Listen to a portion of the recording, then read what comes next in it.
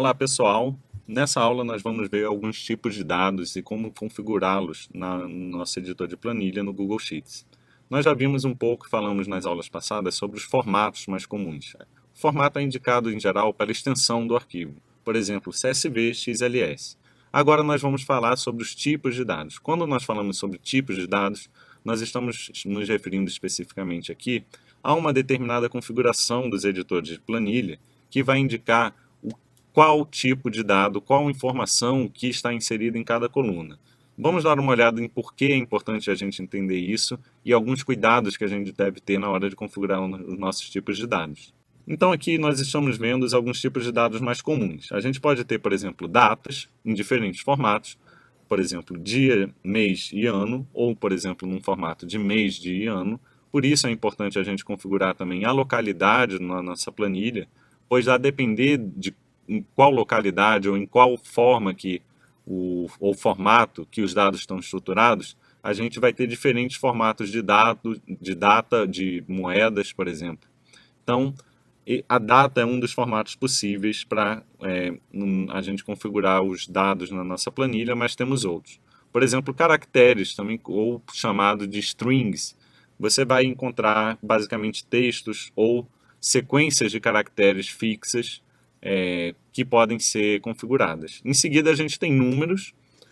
A gente tem os números inteiros e os números com decimais, também chamados por vezes de float. E tem o campo quando o campo simplesmente não está preenchido, é nulo ou vazio. O que é diferente também, por exemplo, de ter uma célula com um espaço. É muito importante a gente ter cuidado na hora de trabalhar com os dados com essas espécies de caracteres invisíveis, como o espaço, que a gente não consegue ver, mas que podem criar inconsistências na hora da gente agrupar ou analisar essas informações. Mesmo que a gente não consiga observar um espaço, a existência de um caractere de espaço em uma célula já não torna ela nula, já não torna ela vazia para o computador. Ou, por exemplo, a existência de um espaço extra ao fim de uma palavra pode criar dificuldades na hora também de você agrupar informações. A gente vai dar uma olhada um pouco nisso quando a gente trabalhar com as tabelas dinâmicas, em como que a gente consegue agrupar essas informações e esses dados. Mas o que pode dar errado? Por que é importante a gente ter atenção na hora de configurar dados? Então, um exemplo muito comum que causa muitos problemas quando a gente não sabe configurar a nossa planilha corretamente é, por exemplo, quando você tenta abrir uma tabela e ela tem um campo de CNPJ. Se você simplesmente usa a opção de conversão automática dos tipos de dados, que a gente deu uma olhada na aula anterior, ou se você usa diretamente a opção de abrir ao invés de importar, pode ser que o seu computador reconheça o CNPJ como sendo um número.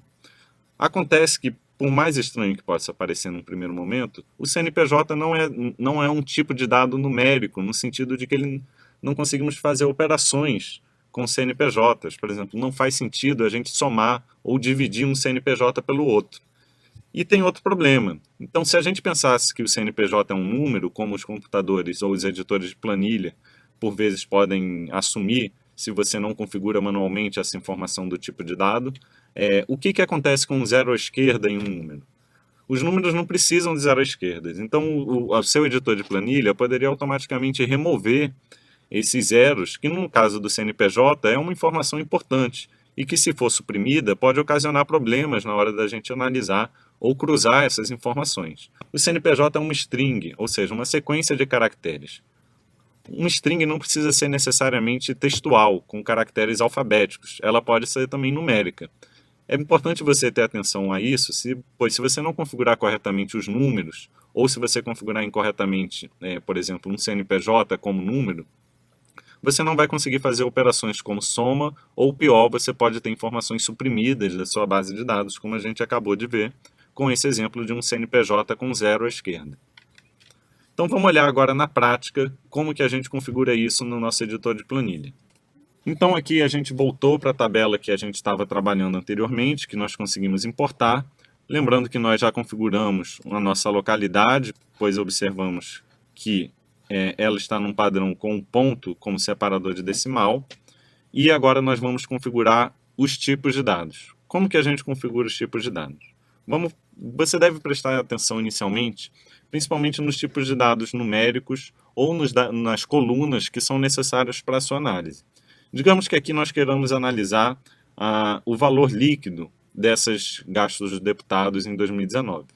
Nesse caso, a primeira coisa que eu devo fazer é ter certeza de que essa coluna está configurada corretamente. Então, nós vamos selecionar aqui essa coluna, vir na opção Formatar, Número, e garantir que ela está como uma moeda.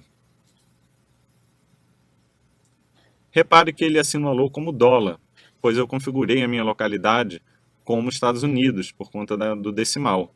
Mas eu posso facilmente trocar para reais, vindo novamente formatar, número, mais formatos, mais moedas e selecionando a opção de reais.